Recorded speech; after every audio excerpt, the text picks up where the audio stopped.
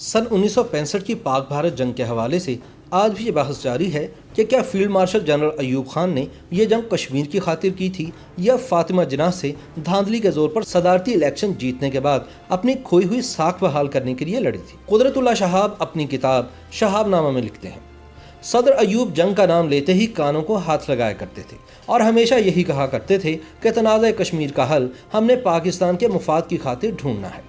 इस हल की तलाश में पाकिस्तान को दांव पर नहीं लगाना। तो सवाल पैदा होता है कि वो कौन से मुहर्रकात थे जिनकी बिना पर जंग का नाम लेते ही कानों को हाथ लगाने वाले अयूब खान को भी ये जंग लड़ना पड़ी। किस्सा कुछ यूँ है कि जनवरी सन 1965 में पाकिस्तान का भारत के साथ रन ऑफ कच्छ का तनाज़ा शुरू हुआ और जनवरी सन 1965 में ही तब के फौजी सदर अयूब खान ने कायदे आज़म मोहम्मद अली जिन्नाह की हमशीरा फातिमा जिन्नाह को खुली धांधली के जरिए सदारती इंतखाब हरा दिया।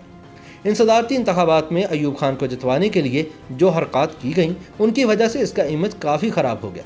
चुनांचे कहा जाता है कि अयूब खान ने अपना ख़राब इमेज बेहतर बनाने की खातिर मकबूजा कश्मीर को आज़ाद करवाने के लिए ऑपरेशन जिब्राल्टर शुरू करने का सोचा। सदर अयूब खान के बेटे गौहर अयूब खान ने अपनी किताब ऐवान इक़्तिदार के मुशाहिदात में लिख रखा है कि ऑपरेशन जिब्राल्टर का मंसूबा वजारत ख़ारजा की रिपोर्ट पर बनाया गया। अयूब खान को यकीन दिलाया गया था कि अगर पाकिस्तान ने कश्मीर में फौजी कार्रवाई की तो भारत बैनुल-अक़वामी सरहद पार नहीं करेगा। लेकिन मालूम नहीं हतमी फैसले का इख्तियार रखने वाले अयूब खान ने इस बात पर अंधा यकीन क्यों किया।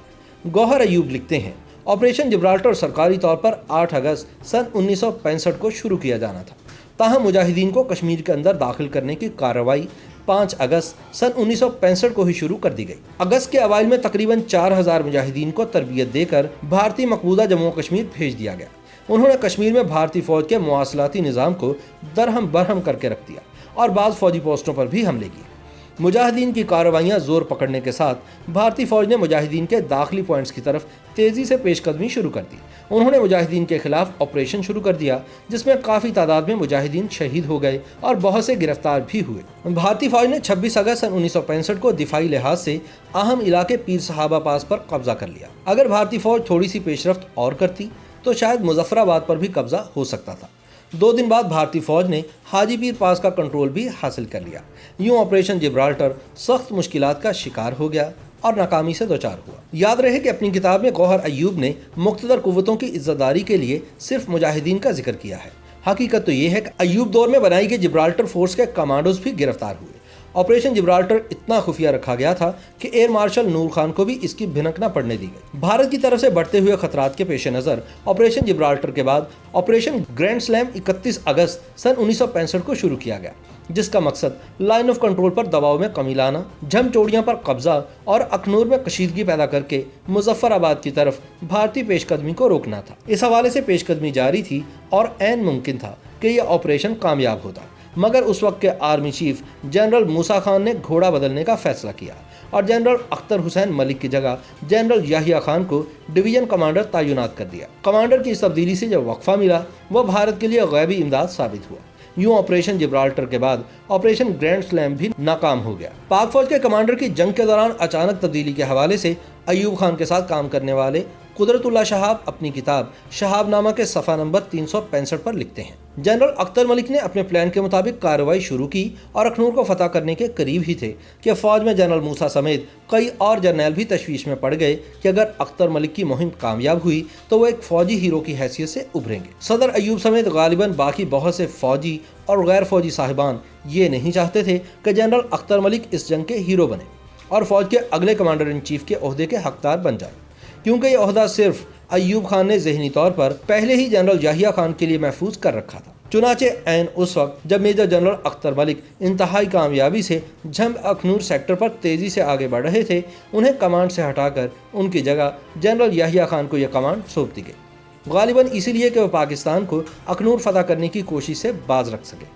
यह फरीज़ा उन्होंने निहायत कामयाबी से सरअंजाम दिया। अब आते हैं इस सवाल की जानिब कि यह जंग किसने शुरू की थी। हमें निसाबी कुतुब में पुख्ता ईमान के साथ पढ़ाया जाता है कि 6 सितंबर 1965 को रात की तारीकी में बुज़दिल दुश्मन ने अचानक पाकिस्तान पर हमला किया था, मगर यह बात तारीखी हकीकत से कोसों दूर है। एक तो ये कि जंग 6 सितंबर को शुरू नहीं हुई थी बल्कि 6 अगस्त को ही शुरू हो चुकी थी। दूसरा, अगर 6 सितंबर का दावा मान भी लिया जाए तो अल्ताफ़ गौहर अपनी किताब ایوب خان پاکستان کے پہلے فوجی حکمران کے صفحہ نمبر 336 پر لکھتے ہیں کہ نئی دہلی میں پاکستانی ہائی کمیشن نے ترک وزیر کی وساطت سے ایک پیغام بھجوایا تھا کہ بھارت 6 ستمبر کو پاکستان پر حملہ کر سکتا ہے۔ دفتر خارجہ کو یہ پیغام 4 ستمبر سن 1965 کو مل چکا تھا۔ اس سے تو یہی لگتا ہے کہ بزدل دشمن نے یہ حملہ اچانک نہیں کیا تھا۔ اس وقت کے پاک فوج کے 2 سابق سربراہان air chief marshal retired Asghar Khan اور ایئر چیف مارشل ریٹائرڈ نور خان نے بالترتیب 4 مئی سن 2001 اور 2 اگست سن 2004 کو انٹرویوز میں دعویٰ کیا کہ 6 اگست سن 1965 کو کشمیر میں مداخلت کار بھیج کر پاکستان نے جنگ کا آغاز کیا تھا۔ ایئر چیف مارشل نور خان نے 6 ستمبر سن 2005 کو ڈان کو انٹرویو دیتے ہوئے کہا، بری فوج نے ایک بڑا جھوٹ بول کر قوم کو گمراہ کیا کہ یہ جنگ بھارت نے چھیڑی تھی۔ 6 ستمبر کو شروع ہونے والی جنگ کے 17 روز بعد 23 ستمبر کو جنگ بندی کا اعلان کیا گیا۔ یہ رائے بھی موجود ہے کہ اگر یہ جنگ مزید چند روز جاری رہتی تو پاکستان کو بھاری نقصان اٹھانا پڑتا۔ جنگ بندی کے بعد یہ سوال اٹھا کہ یہ جنگ کون جیتا۔ پاکستانی عوام نے اس بات پر جشن منایا کہ ہم نے بھارتیوں کو لاہور میں ناشتہ کرنے کی سعادت نصیب نہیں ہونے دی، جبکہ بھارتی عوام نے اس بات پہ جشن منایا کہ پاکستان نے یہ جنگ کشمیر آزاد کروانے کے لیے لڑی تھی اور پاکستان اس کوشش میں ناکام رہا۔ اس حوالے سے ایئر چیف مارشل نور خان نے 6 ستمبر سن 2005 کو ڈان کو انٹرویو میں پاکستان کی 1965 کی جنگ میں فتح کو تاریخی جھوٹ قرار دیا اور کہا کہ چونکہ اس جھوٹ کی تصحیح نہیں کی گئی اس لیے پاک فوج اپنے ہی گھڑے افسانے پر یقین کرنے لگی ہے۔ 4 ستمبر سن 2015 کو جامعہ کراچی میں ممتاز دانشور اور تاریخ دان ڈاکٹر سید اکبر زیدی نے اپنے خطاب کے دوران کہا کہ اس سے بڑا کوئی جھوٹ نہیں ہو سکتا کہ پاکستان نے 1965 کی جنگ جیتی تھی۔ دراصل ہم سن 1965 میں یہ جنگ بری طرح ہار گئے تھے۔ یہ جنگ کون جیتا، یہ جانچنے کا ایک پیمانہ معاہدہ تاشقند بھی ہے، جس کے مطابق بھارت نے 710 مربع میل کا علاقہ پاکستان کو لوٹایا، جبکہ پاکستان نے 210 مربع میل کا علاقہ واپس کیا۔ اکتوبر سن 1964 کے بعد صدر ایوب اکثر اوقات بھارتی وزیر اعظم لال بہادر شاستری کے بارے میں کہا کرتے تھے کہ اس بالش ڈیڑھ بالش کے آدمی کے ساتھ کوئی سنجیدہ گفتگو کرنا بیکار وقت ضائع کرنا ہے۔ روس کے وزیر اعظم کے سامنے ایوب خان نے لال بہادر شاستری کے لیے یہی الفاظ استعمال کیے تو سامنے سے کافی عزت افزائی ہوئی۔ 10 جنوری سن 1966 کو ایوب خان نے اسی بالش ڈیڑھ بالش کے آدمی کے ساتھ معاہدہ تاشقند پر دستخط کیے۔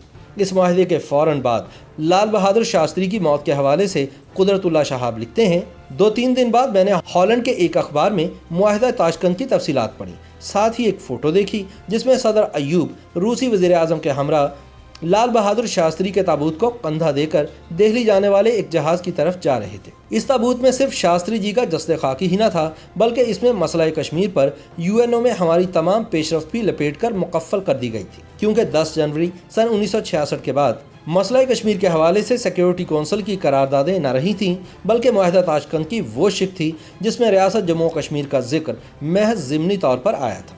باقی زندہ دل پاکستانی قوم پختہ یقین کے ساتھ اس بات پر ایمان برقرار رکھے کہ جنگ ہم نے کشمیر کے لیے لڑی تھی۔ YouTube پر گوگلی نیوز دیکھنے کے لیے youtube.com کی سرچ بار میں گوگلی نیوز TV ٹائپ کریں۔ گوگلی نیوز کے پیج پر سرخ رنگ کے سبسکرپشن والے بٹن پر کلک کرنا نہ بھولیے۔ YouTube پیج پر اپلوڈ ہونے والی ویڈیوز سے باخبر رہنے کے لیے بیل آئیکن پر کلک کیجیے۔ آپ کو ہر نئی ویڈیو کے بارے میں نوٹیفیکیشن موصول ہو جائے گا۔